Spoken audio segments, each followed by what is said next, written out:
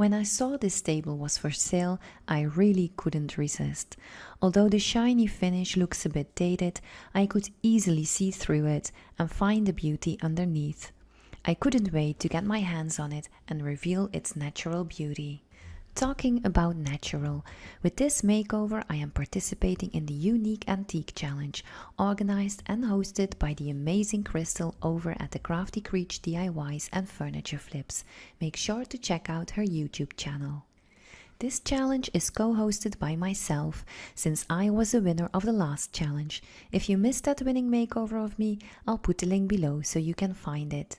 And for this specific challenge I could choose the theme, and I decided to go for bare wood, which is just perfect for this stunning side table, so let's go! Because the fumes of the chemical product can irritate the airways, it is important to wear a mask. I also wear gloves to protect my skin. Applying the stripper is relatively easy. You can use an all brush to put on the product. While applying the stripper, you don't want to use too little. It's better to go for quite a thick layer.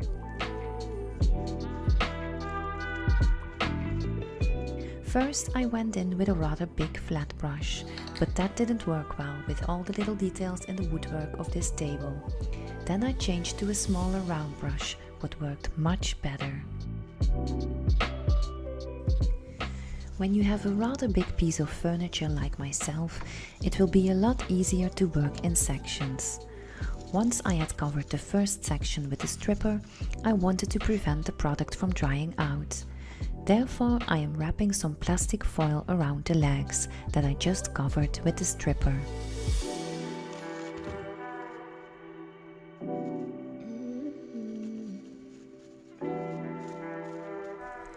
After I wrapped everything in plastic, I read in the instructions on the can that I had to let it sit for at least 15 minutes.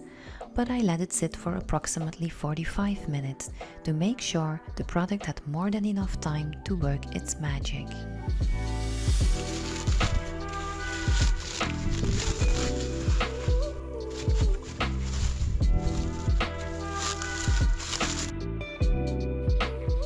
Normally I would then start to remove the stripper with a scraper, but due to the shape of this side table and all the details, that just wasn't possible. So I decided to use a very fine steel wool pad to scrub everything off.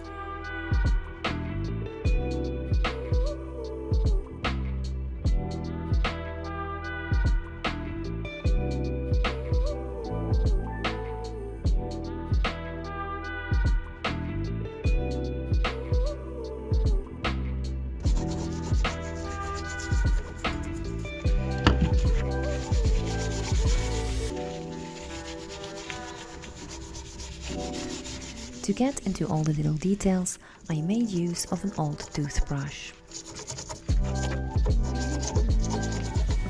As you can probably already tell from the video, this was one hell of a job. It took me a complete afternoon to do just the right leg. But the hard work definitely did pay off.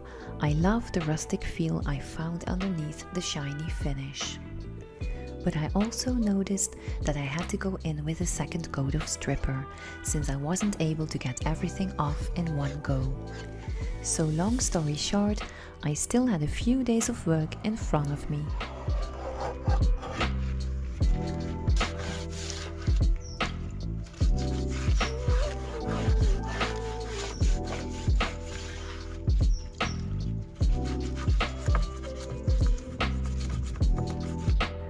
So, this is where we're at right now. I did the legs, both sides, so also on the other side that you can't see right now. I think it looks pretty awesome. I still have to do this part, and the top I already did. But I think I'm going to do it in another way, an easier way. And the reason why I am changing my mind, not to use stripper anymore, let me show you. As you can see, there is a lot of residue of the stripper left in all the little details of the side table. It's really incredibly difficult to get it out. It doesn't work with a toothbrush, so I tried to go with a tiny little screwdriver and even a pocket knife and a toothpick. But because I really couldn't see the end of the tunnel anymore, and I definitely wanted to make sure that my client was not receiving a table with nasty stripper residue in the details, I decided to do the last part with our sandblaster. I do realize that not everyone has a sandblaster at home, so I just wanted to let you know that it's absolutely possible to do this by hand. But when you have a tight deadline like myself, it's just a whole lot easier to go for the sandblaster. So just call me lazy, cause yeah, I guess I am. A bit.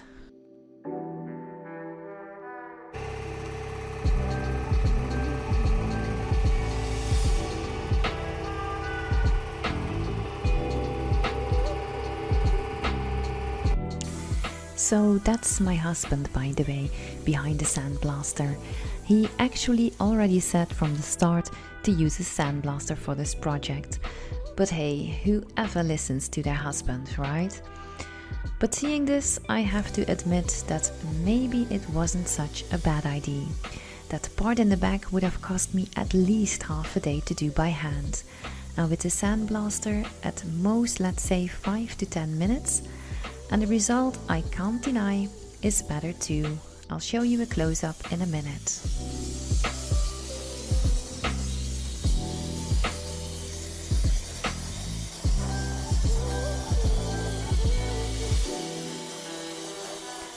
For the tabletop, I used my orbital sander. I went gradually up in grit size of the sandpaper to make the surface as smooth as possible. Just look at that beautiful wood grain that was hiding underneath that dark and shiny finish. I think it's just stunning. So I took the table back inside, and the sandblasting idea was a good idea. It saved me a lot of time, and I think that the result is very good. And I'm contemplating now what my next step should be. So I'll give you a better look here. I'm not sure. Maybe I am going to do a paint wash over it. I think now it looks a bit yellowy. And to tone the yellow a bit down, I thought maybe I could do a paint wash or maybe go directly in with white wax. So I'll need to think about it.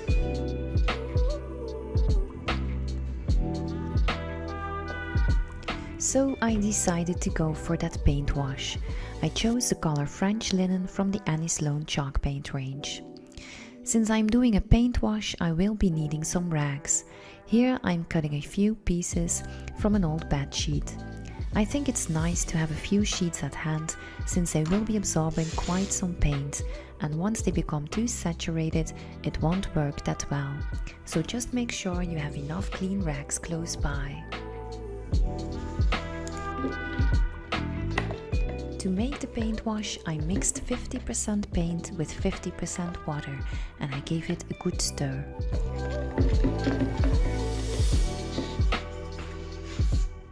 With a flat brush, I am applying the paint to the surface, and immediately after, I wipe it down with a rag.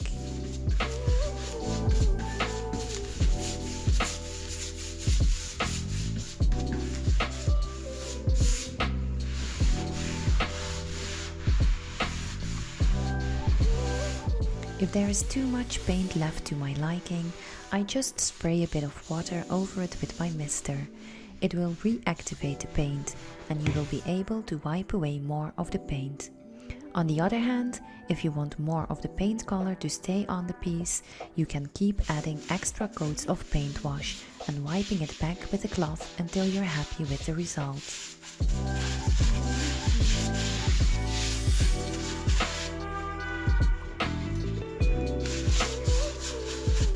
Just like the stripper, you want to work in sections.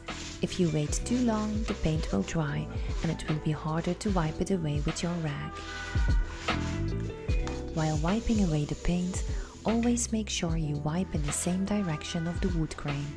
This will help to prevent leaving strokes on the piece.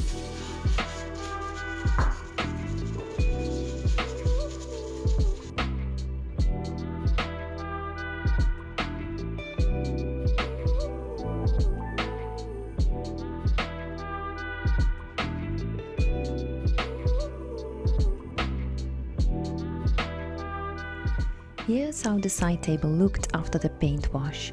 I love how the wood grain comes peeking through and the paint toned down the yellow color of the wood.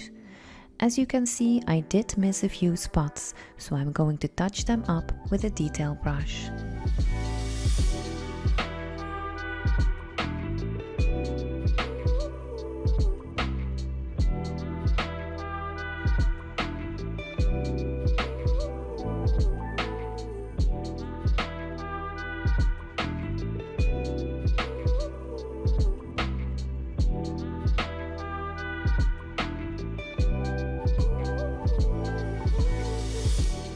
So I'm done with the paint wash and washing myself too. So a good tip would be maybe that you would use gloves and not with your bare hands like I did.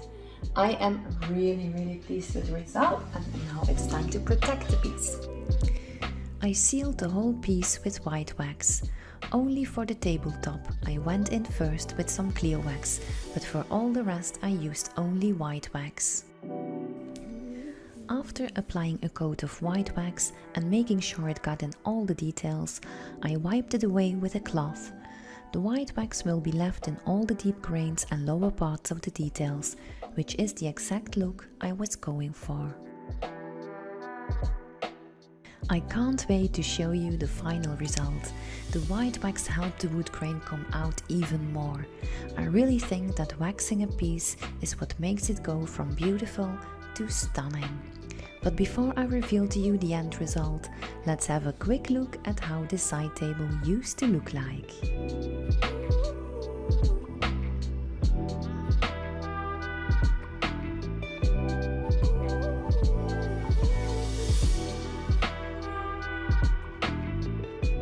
And here is how it looks now.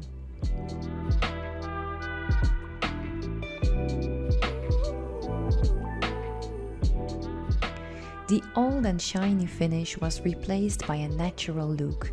It almost feels as if this table has regained its own identity. The paint wash toned down the yellow color of the wood, and the white wax helped accentuating the wood grain and all the beautiful details on this amazing piece.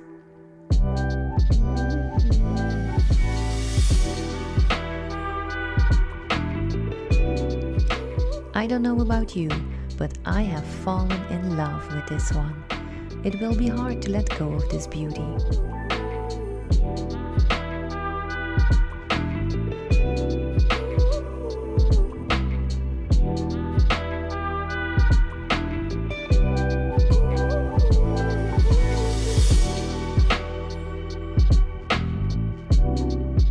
As always, thank you so much for watching. Drop a comment below to tell me what you think of the results. Don't forget to like and subscribe, and I hope to see you again soon. Bye!